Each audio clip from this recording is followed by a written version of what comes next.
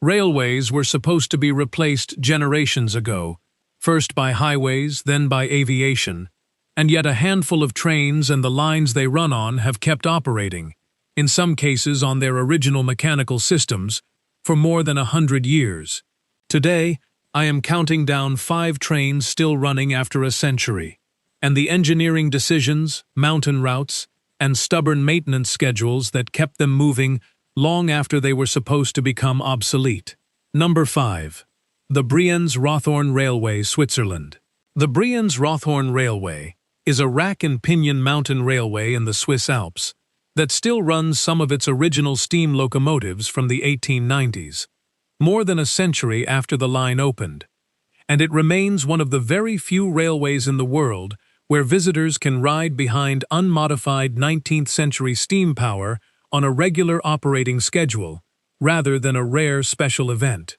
Built in 1892, the railway climbs from Brienz on Lake Brienz to the summit of the Rothorn mountain, using a rack and pinion system, a design in which a toothed rail between the 2 running rails engages a geared wheel on the locomotive, allowing the train to climb gradients as steep as 25%. That would be impossible for a standard friction-driven train relying on ordinary wheel-to-rail contact. The line was built specifically to bring the growing tourist trade of the Swiss Alps up to a summit that would otherwise require a full day's hike, part of a broader wave of Swiss mountain railway construction in the late 19th century, driven by the rise of organized alpine tourism among wealthy European and American travelers. Several of the railway's original steam locomotives, built by the Swiss Locomotive and Machine Works in the 1890s, remain in active service today, restored and maintained by a team of specialist engineers who work almost entirely with parts manufactured to the original 19th century specifications, rather than modern replacements. A commitment the railway's operators have described as central to preserving the authentic experience of the climb, rather than simply preserving the route itself. The railway also operates a smaller number of diesel locomotives for regular scheduled service, reserving several of the original steam engines specifically for peak tourist season runs where their historical character is the primary draw. There's a catch, though. Keeping century-old steam technology running requires a level of specialized mechanical knowledge that is disappearing from the broader rail industry. And the railway's operators have said openly that training new engineers capable of maintaining rack and pinion steam locomotives is now one of their biggest operational challenges, a limitation that has nothing to do with the machines themselves and everything to do with the humans who keep them alive.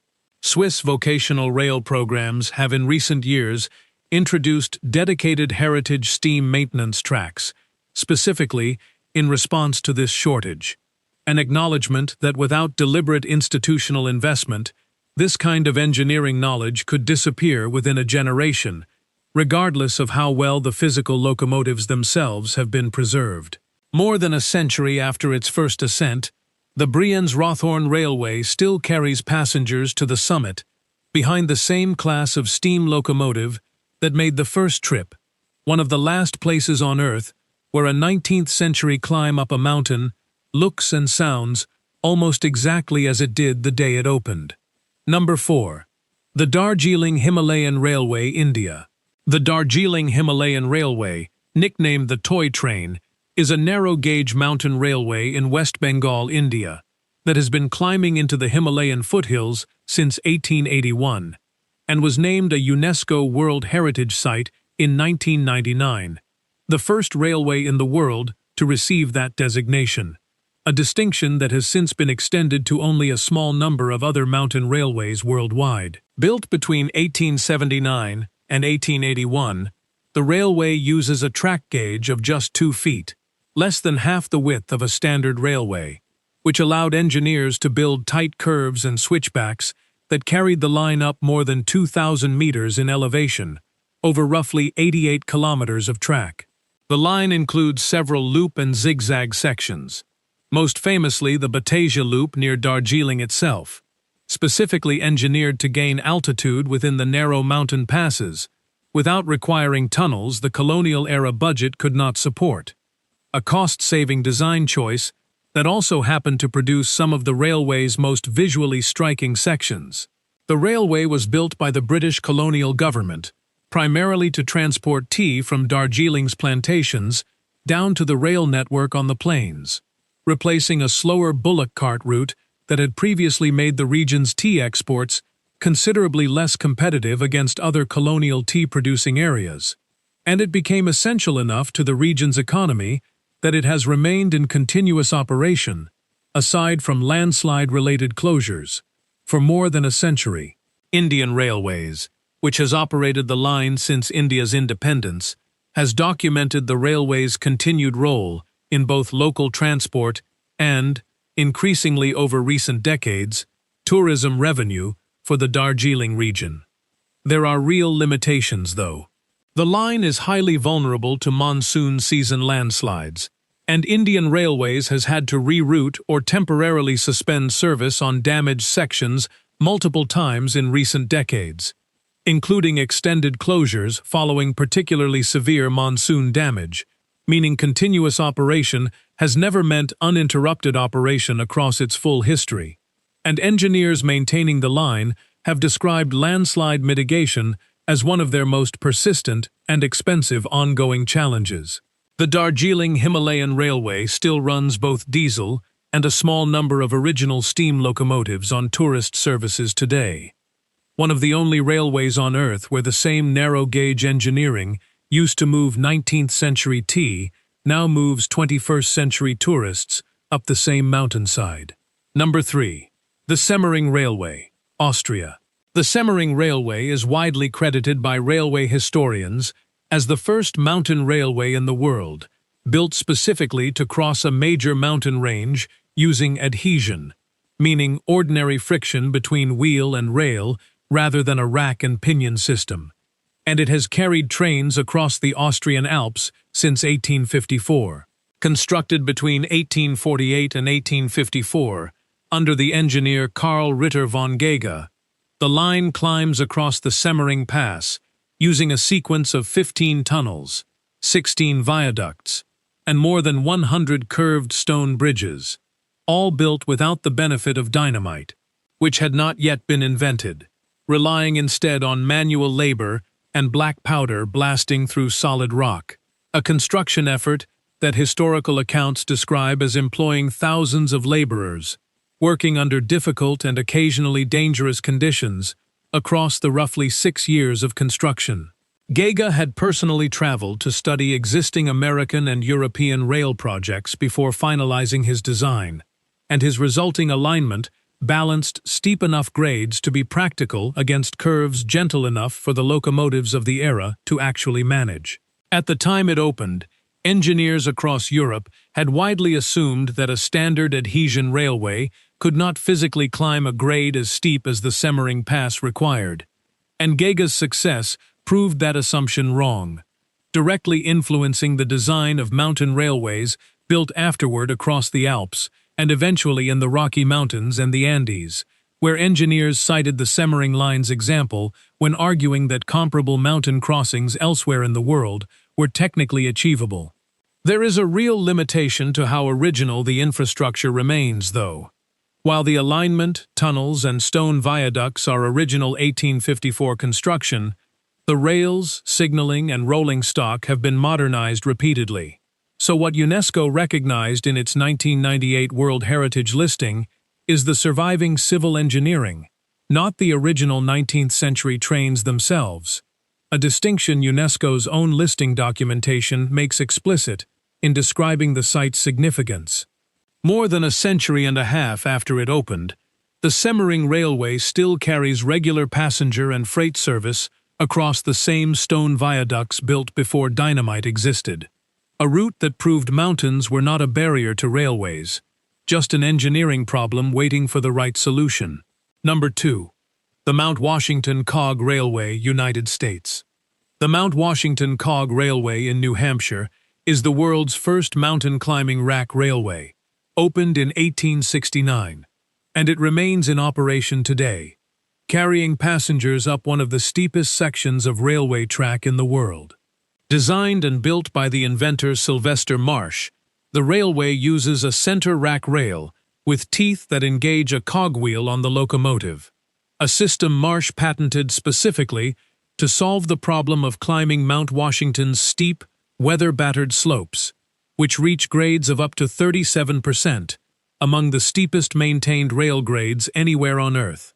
Marsh reportedly conceived the idea after becoming lost and nearly perishing in a storm while climbing the mountain on foot, and skeptics at the time openly doubted a train could climb a mountain at all, with one contemporary reportedly joking Marsh would sooner build a railway to the moon, a quote frequently repeated in accounts of the railway's history as an example of just how far outside conventional engineering thinking Marsh's proposal originally sat.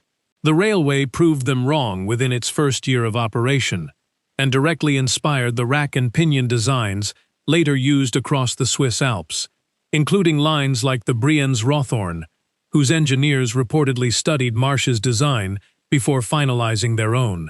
Mount Washington itself is known for recording some of the most extreme weather conditions in the world, including a wind speed of 231 miles per hour, measured at its summit observatory in 1934, a reading that stood for decades as the highest surface wind speed ever recorded on Earth, and the railway's engineers have had to design every component of the line specifically to withstand conditions that would be considered extreme almost anywhere else on the planet. There are real limitations, though. The railway's original coal-fired steam locomotives, some still in service, require enormous amounts of fuel and water for a relatively short climb, and the extreme weather at the summit means the operating season is limited to roughly April through November, with the mountain's conditions simply too dangerous for regular rail operations in winter. A seasonal restriction the railway's own published operating schedule has maintained for the entirety of its history. More than a century and a half after Sylvester Marsh proved his critics wrong, the Mount Washington Cog Railway still climbs the same mountain that nearly killed its inventor, using the same cog and rack principle he patented, on some of the steepest maintained track in the world. Number 1. The Flying Scotsman, United Kingdom. The Flying Scotsman is the most famous steam locomotive in the world, built in 1923, and it remains an actively operating locomotive today, more than a century after it first entered service on the London and North Eastern Railway. Designed by the engineer Nigel Gresley, the Flying Scotsman was built to haul express passenger services on the East Coast Main Line between London and Edinburgh, and in 1934 it became the first steam locomotive officially recorded, reaching 100 miles per hour, a milestone verified by railway engineers monitoring the run and widely reported as a landmark in steam locomotive performance history. The locomotive's Class A3 design used a larger firebox and improved boiler pressure compared to earlier Gresley engines, allowing it to sustain high speeds over long distances without the frequent water stops that limited earlier steam locomotives. An engineering refinement Gresley developed across several successive locomotive classes before arriving at the A3 design used on the Flying Scotsman. The Flying Scotsman also hauled the first non-stop service between London and Edinburgh in 1928, a run of roughly 392 miles made possible by a corridor tender that allowed crews to change over without stopping the train, solving a major operational problem for long-distance steam travel at the time, since earlier long-distance steam services had required scheduled stops purely to swap exhausted crews rather than for any mechanical reason. The locomotive later toured extensively, including a well-documented run across Australia in the 1980s that drew large public crowds, cementing its international reputation well beyond Britain's rail network. There's a catch worth being direct about, though. The locomotive has been withdrawn from service, restored, and returned to operation multiple times since the 1960s, changing ownership several times, including a period under private American ownership, and engineers who have worked on it note that very little of the metal running today dates back to 1923. Since steam locomotives are maintained through continuous parts replacement rather than preserved as static objects, a maintenance reality the National Railway Museum, which now owns the locomotive, has been transparent about throughout its most recent multi-year overhaul. More than 100 years after its first run, the Flying Scotsman remains in active heritage service on Britain's rail network, still capable of hauling excursion trains at speed. Proof that a machine built to solve a 1920s speed record can still turn heads a century later, doing exactly what it was designed to do.